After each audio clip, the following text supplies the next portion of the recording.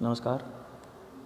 सब ओर से यज्ञ देव को ही सर्वस्व मानते हुए, कल्प वृक्ष के समान मानते हुए भगवान श्री कृष्ण कह रहे हैं कि हे अर्जुन, तुम्हें तुम्हारे द्वारा इंगित पूरे संसार को यदि अपनी कामनाओं की इच्छाएं पूरी करनी है, यदि कामनाओं को पूरा करना है तो यज्ञ करो और ऐसे कर्म करो जिनमें आपकी आसक्ति न हो। और जो कर्म करेगा वो आत्मसंतुष्ट व्यक्ति ना तो बुरे कर्मों को करेगा, ना कभी बुरे कर्मों को करने में उसका मन होगा, और बुरे कर्म जो करेगा वो ही विषयों के प्रति आसक्त होगा। भगवान ने कहा इस लोक में जो चलाया गया चक्र है उसके अनुसार यदि मनुष्य नहीं चलता है तो मात्र इंद्रियों को सुख प्राप्त करेगा, लेकिन वो पापायु जो व्यक्ति है, वो पापी जो व्यक्ति है, व्यर्थ ही जीता है।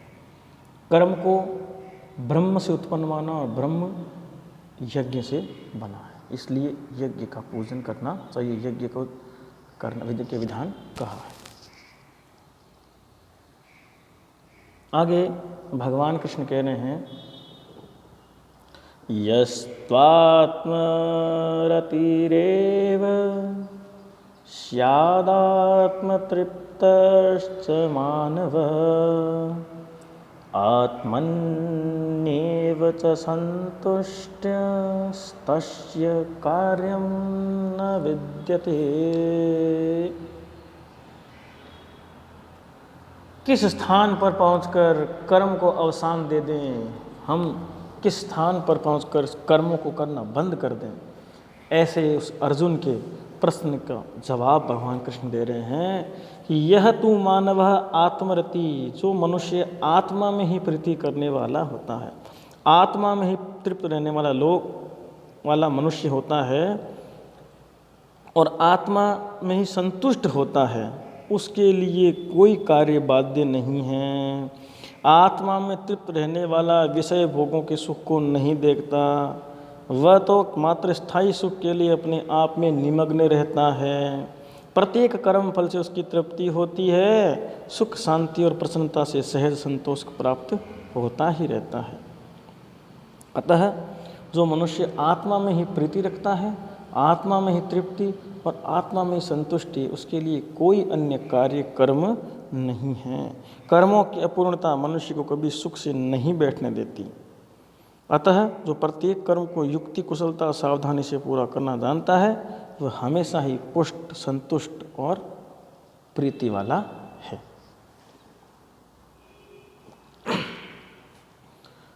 नैव तस्य कृतेनार्थो नाकृतेनेह कश्चन न चास्य सर्वभूतेषु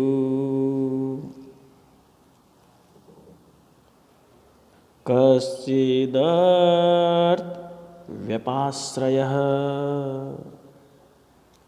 अपनी आत्मा में ही संतुष्ट रहने वाले व्यक्ति की अन्य विशेषताओं को बताया गया है। श्री कृष्ण अर्जुन से कह रहे हैं अर्जुन सुन, इह इस लोक में तस्य कृतेन एव अर्थः, इस लोक में कर्म करने से ही प्रयोजन नहीं और न अकृतेन कश्चन, और न करने से कोई प्रयोजन नहीं, बल्कि सर्वभूतेषु कश्चित् अर्थ व्यपाश्रय न, सब प्राणियों से कुछ भी स्वार्थ का संबंध नहीं रहता। जो पूर्ण काम ज्ञानी पुरुष है, कर्म न करने का भी आग्रह नहीं करता, उसके लिए कोई कर्तव्य शेष नहीं रहता, वह लोक कल्याण के लिए तन मन धन को अर्पित कर ही देता है। इसलिए कर्म करने से भी प्रयोजन नहीं, न करने से भी कोई प्रयोजन नहीं, उसका सब प्राणी से कुछ भी स्वार्थ का संबंध है ही नहीं। ऐसा स्थिर बुद्धि पुरुष, उस व्यक्ति के लिए संसार के अन्य कोई कर्म रह ही नहीं जाते। मुक्त पुरुष केवल प्रेम से कार्य करते हैं। स्वार्थ मूलक जो व्यक्ति हैं, संसार को कभी सुख से नहीं देखते, वो अपने स्वार्थ में लगे रहते हैं और दुखी रहते हैं। दुख इसलिए रहता है कि प्राणी उसे संसार के सारे मिटाना चाहता है, बल्कि संसार की सहायता पर निर्भर रहना सबसे बड़ी निर्बलता है। जगत की सेवा करना, नरक सेवा करना नारायण सेवा करने के बराबर है, और जगत की सेवा और सहायता करके अपने स्वार्थ के लिए उस प्रयोजन को न रखना ही सर्वोत्तम ज्ञान और बल है, ऐसा भगवान ने कहा। आगे कर्मणैव हि संसिद्धिमास्थिता जनकादय। उससे पहले 19 नंबर श्लोक में कहा तस्मादसक्तः सततं कार्यं कर्म समाचर असक्तो ह्याचरन् कर्म परमाप्नोति पुरुषः। क्या कहा कि आसक्ति रहित कर्म करने का उपदेश दिया जा रहा है। आसक्ति रहित विषयों के बंधन से मुक्त होकर के। तस्मात् सततम असक्तः कार्य कर्मं समाचर, इसलिए अनासक्त होकर निरंतर करने योग्य कर्म का आचरण कर। तस्मात् इसलिए सततम निरंतर असक्तः अनासक्त होकर कार्य कर्मं समाचर करने योग्य कर्म का आचरण कर। ही असक्तः कर्म, क्योंकि अनासक्त पुरुष कर्म करता हुआ परम आपनोति परम गति को प्राप्त होता है। अनासक्त होता हुआ पुरुष कर्म करता हुआ परम गति को प्राप्त होता है। क्योंकि कर्म में स्वार्थ बुद्धि अहंकार उदासी आती हुई खंडित हो जाता है। इसलिए कर्म में अनासक्ति रहेगी तो कहीं पर भी मनुष्य दुखी नहीं होगा, पुरुषोत्तम कहलाएगा। आगे कर्मणि विहि संसिद्धिमास्थिता जनकादय लोक संग्रहमिवापि संपश्यन् कर्तुमर्हसि। तो अर्जुन कह रहे हैं भगवान कृष्ण जी, क्या मेरे को ही आप उपदेश दे रहे हो? क्या मेरे से पहले भी किसी ने कर्म किए हैं ऐसा अनासक्त भाव से? तो कृष्ण कह रहे हैं कि जनकादय है कर्मणा एव संसिद्धिम आस्थिता। जनक आदि जो श्रेष्ठ राजा हैं उन्होंने कर्म से ही परम सिद्धि को प्राप्त किया है। कर्म से ही वो परम सिद्धि को प्राप्त हुए हैं। लोक संग्रह संपश्यन, और लोक संग्रह को देखते हुए भी कर्तुम एव अर्हसि, इसलिए लोक संग्रह को देखते हुए भी तुम कर्म करने के ही योग्य हो। लोक संग्रह मतलब महापुरुषों के चरित्रों को जानकर ही, महापुरुषों के चरित्रों को जानकर इस लोक संग्रह को देते हुए तुम्हें कर्म करना आवश्यक है। महापुरुषों का जीवन सेवा लोक कल्याण के लिए होता है, इसलिए इस लोक संग्रह के लिए महापुरुष निरंतर कर्म करते रहते हैं, इसलिए तुम्हें कर्म करना चाहिए, ऐसा भगवान ने कहा। आगे अब भगवान ने जब ऐसा कहा तो अर्जुन ने पूछा, क्या भगवान जनक आदि ने जो कर्म किए थे उन श्रेष्ठ व्यक्तियों ने, क्या किसी ने उनका अनुसरण किया है? किसने अनुसरण किया, या खाली एकमात्र वो ही व्यक्ति थे जिन्होंने इस कर्म को, निष्काम भाव के कर्म को कहा? तो भगवान कहते हैं यद यद आचरति श्रेष्ठ तत्ते वितरो जन सयत् प्रमाणम कुरुते लोकस्तदनुवर्तते।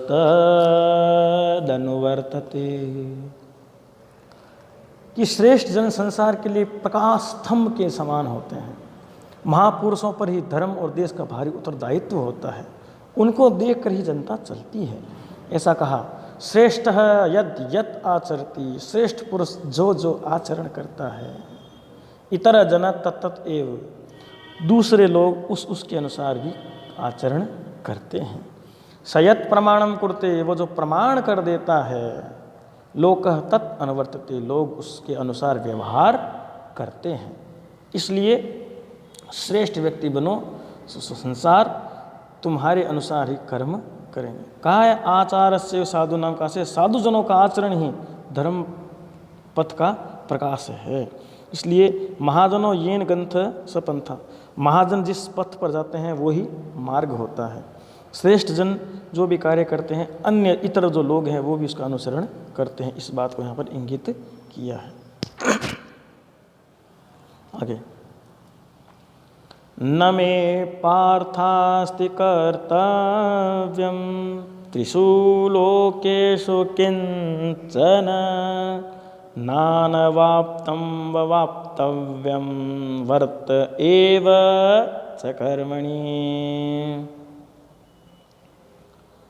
भगवान कह रहे हैं कि हे श्रेष्ठ पुरुष, हे अर्जुन, श्रेष्ठ पुरुष कर्तव्य पालन के लिए जन्म धारण करते हैं। मेरे को इस जन्म में कुछ नहीं करना, ना मेरे को कुछ प्राप्त करना, ना मुझे कुछ खोना, फिर भी मैं कर्म के बारे में बताता हूँ। हे पार्थ, मैं त्रिषु लोकेषु किंचन कर्तव्यम न अस्ति। तीनों लोकों में मेरा कुछ भी करना नहीं है, कोई तथा कोई प्राप्त करने योग्य, अनवाप्तम अवाप्तम, ना कोई प्राप्त करने योग्य वस्तु मेरे को प्राप्त नहीं है। यानी मेरे को सब वस्तुएं प्राप्त है, मुझे कुछ भी कर्म नहीं करना।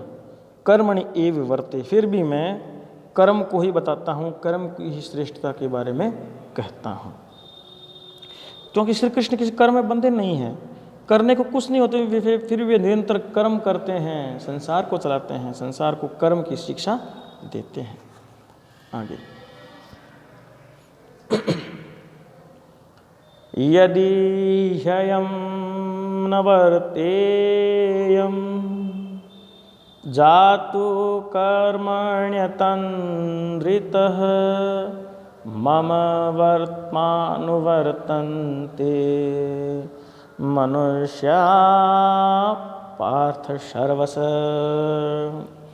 संसार के लोगों के लिए स्वयं के प्रेरणा बनने में जो दृष्टांत कृष्ण उपस्थित कर रहे हैं, वे अर्जुन से कहते हैं कि हे पार्थ, यदि अहम जातु अतंद्रित कर्मणि न वर्तेयम, तो यदि मैं सावधान हुआ कदाचित कर्म न करूं, अतंद्रित होता हुआ निरालस्य हुआ कभी कर्म न करूं, तो मनुष्य सर्वस मम वर्तमान वर्तन्ते, तो सब प्रकार से लोग मेरे बर्ताव का अनुसरण करने लग जाएंगे, मेरे बर्ताव का अनुसरण करेंगे और वो सारे क्या हो जाएंगे, अकर्मी बन जाएंगे।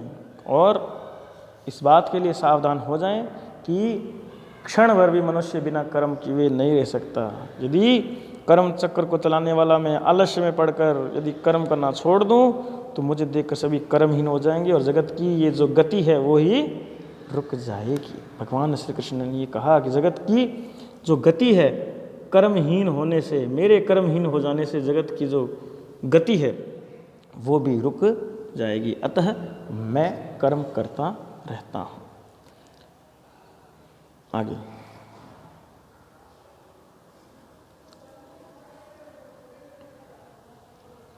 यदि युत्सये दूरिमे लोका न कुर्यां कर्म चेदहं शंकरस्य च कर्ता स्यामुपहन्यामि महाप्रजा। यदि मैं कर्म न करूं तो इसका विषम प्रभाव पड़ेगा, प्रजा की पूरी व्यवस्थाएं छिन्न भिन्न हो जाएगी। इस बारे में भगवान कृष्ण इस श्लोक में कह रहे हैं कि चेत अहम कर्मम न कुर्याम, यदि मैं कर्म न करूं तो इमे लोका उत्सिदेयु, ये सारा लोक उच्चदेय हो जाएगा, उल्टा यानी नष्ट हो जाएगा, सारा संसार भ्रष्ट नष्ट हो जाएगा। शंकर से कर्ता श्याम, और मैं शंकर का करने वाला हूँ, च इमा प्रजा उपहन्याम, तो प्रजा को हनन करने वाला बनूं। यानी कर्म न करने का प्रत्यक्ष फल विनाश है। नेता, व्यापारी, किसान, मजदूर, जनसेवक सबके लिए आदेश है, जितना कर लिया जाता है उतना ही अपना कर्म है। कर्म के मंगल प्रभात में ही भाग्योदय है। इसलिए यदि मैं कर्म न करूं तो संसार लोक भ्रष्ट हो जाएगा और मैं शंकर का करने वाला, वर्ण संकरता को करने वाला हो जाऊंगा और सारी प्रजा का हनन करने वाला बन जाऊंगा। इसलिए मेरे को भी कर्म करना आवश्यक है। तो मेरा अनुसरण करते हुए ही आप सभी भी कर्म लगातार करते रहें। ऐसा भगवान श्री कृष्ण ने कर्म के बारे में कहा कि भगवान ने भक्त के घोड़े हाँके, झूठी पतले उठाई, संतों के पैर पखारे, गायें चराई, सुदर्शन चलाया, निरंतर कर्म किया। कर्मशील परमेश्वर आलसी नहीं है। उस परमेश्वर को देखते हुए, हमारे उस श्रेष्ठ को देखते हुए हमें भी कर्म करते रहना चाहिए।